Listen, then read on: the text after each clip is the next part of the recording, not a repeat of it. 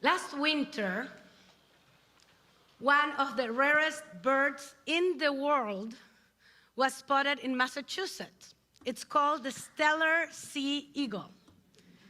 You might have seen pictures of it in the newspaper or heard reports about it on NPR. It is an enormous dark bird with unique white markings on its wings.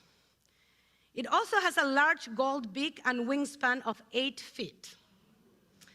This particular eagle, which is native to Asia, flew more than 5,000 miles across oceans and continents all by itself. For nearly 2 years, bird watchers have been following its journey across North America, from Alaska to Texas to eastern Canada to Massachusetts, and most recently to Maine. If you Google sea eagle sighting, you will learn that there is a whole community of people called bird chasers who jump into their cars with binoculars and cameras to catch a glimpse of this amazing creature every time there is a report about a new sighting. The bird chasers have even given the eagle a name, Stella. Who knew about Stella? Who knows about Stella? Very few people. Okay, Google it. According to bird experts, many birds like Stella go through a phase of wandering early in life. But since Stella hasn't returned to her place of origin in nearly 2 years, it's more likely she will stay in North America and make a new home for herself with other types of birds rather than return to her native country. Wow, what a journey. What a way to live. What a lesson in resilience and courage.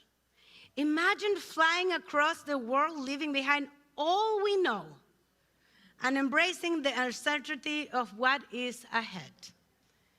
It feels a little strange sharing a story about an eagle who flew thousands of miles from her home in the midst of a pandemic, when so many of us barely left our homes or neighborhoods during this same time period. But much like Stella, the sea eagle, we're all learning what it means to embrace uncertainty and take flight in new, often frightening ways. We are learning how to rebuild our lives and engage in community with renewed sense of purpose and possibility. That is what Rosh Hashanah is all about, but how much more so this year. Stella's story reminded me of another tale of a brave and beautiful winged creature that goes on a journey into the unknown. I am thinking of the biblical story of the dove from Noah's Ark. As you might recall, the bird is sent off into a new world, one that is unknown to her or any other living creature. And when is the dove released into this new world? After the calamity of the flood. Like Noah, his family, and remnant of animal life aboard the ark, we have spent much of the last 2.5 years protecting ourselves inside our respective arks. The 19th century Hasidic master, the Mea Shiloach, comments on God's command to Noah to build the ark, and it says, the meaning of the word ark, teva, is as follows. God gave Noah advice and protection on how to survive until the time of fury passed. This teaching is not just for Noah, but for everyone whose heart is not yet refined. We can learn how to hide and protect ourselves from an evil that moves through the world.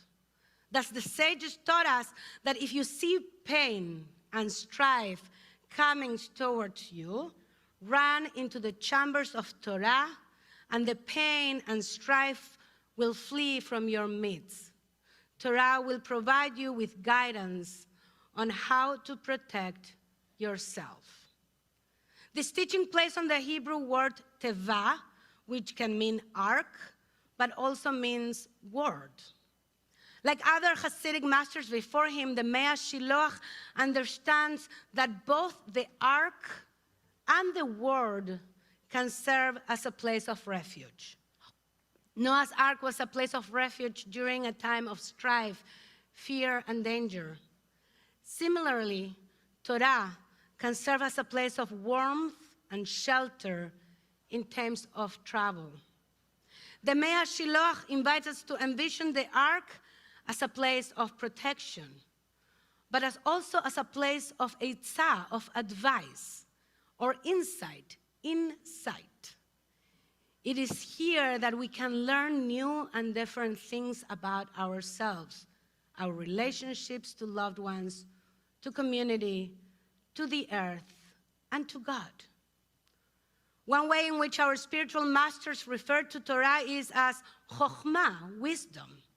In doing so, they remind us that we can discover wisdom, Torah, or sparks of divinity in scrolls, books, forests, lakes, and yes, even Zoom rooms. The key, of course, is being open and attentive enough to see, hear, taste, touch, and feel this wisdom wherever we find ourselves. It is important to note that in the Noah story, our protagonist emerges from the ark and really struggles with life after the flood. He does not walk onto dry land as a perfect being, who has completely refined his heart after 40 days and nights locked away in his ship, moving from one chamber of Torah to the next. Noah has to learn how to re-enter the world after the flood. It is a new reality for him and for everyone else who survived this terrible devastation. Their trauma is real, deep, and lasting. Like the survivors of the flood, we too struggle in different ways as we emerge from our arks and seek to renew our lives. Part of the gift of this biblical tale is that when we learn that we are not the first or the last people to struggle with hardship, and we are not alone on the journey. We also can learn from the mistakes and insight of those who came before us. Rosh Hashanah is called Yom HaZikaron, the Day of Remembrance. The term remembrance is used at different points in our service to refer both to God's memories and to ours. But what are we supposed to remember today? The Mishnah in Pirkei Avot states, Da me'ain bata ule'an hata olech. Know from where you come and where you are going. The notion is that we need to look back as we look forward. We need to know where we came from, the path we took to arrive at our current location, and where we wish to go. It is not accident that the watchword of the season is tshuva. We turn and return and return again. Over the past 2.5 years, we have learned a great deal of wisdom while quarantined in our arks. It is now time to ask ourselves, how can we make use of these hard-earned insights as we step out into the world again? Where were we? How did we arrive here today? Where do we want to go next? In preparing for this drasha, I asked several of you to share some of your pandemic wisdom with me. Here are a few of the sparks I gleaned from my outreach. Think of this list as a complement of the long list of sins, the Al-Chet we will recite several times on Yom Kippur. And as you listen, you might even want to gently touch your heart. I have discovered that actually I enjoy living a simple, quiet life. I have learned how much I need people in my daily life.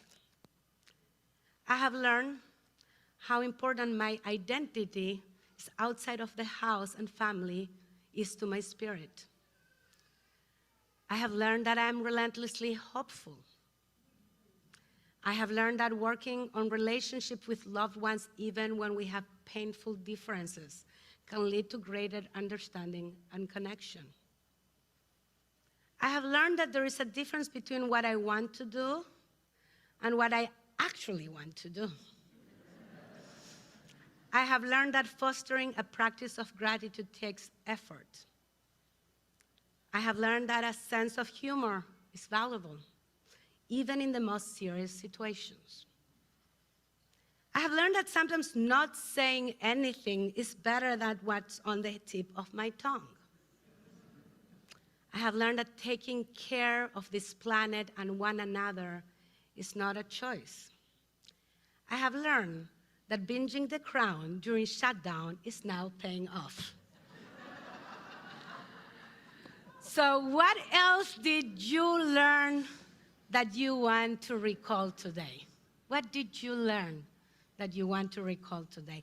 What wisdom do you want to call forth as you seek to envision your life in this new year? As you do so, keep in heart and mind the sacred words, the sacred tevot of our chosen psalm for the year, Psalm 145. God is close to all who call out to the divine. Karov Adonai lechol korah. But we continue by saying that this relationship can only happen if we call out in truth, be'emet. So what are the truths you need to identify in these days, in the weeks and the months ahead? How can these truths bring you closer to yourself, to each other, and to God? Lastly, remember Stella, the eagle?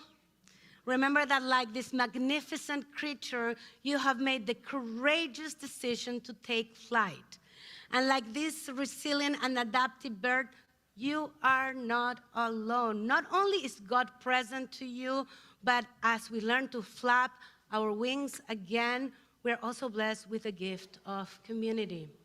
All of us know just how hard it is to leave the protective coverings of our private arks, embrace the uncertainty of our new world, and try to fashion lives of meaning and purpose. Shana Tova. Shana Tova.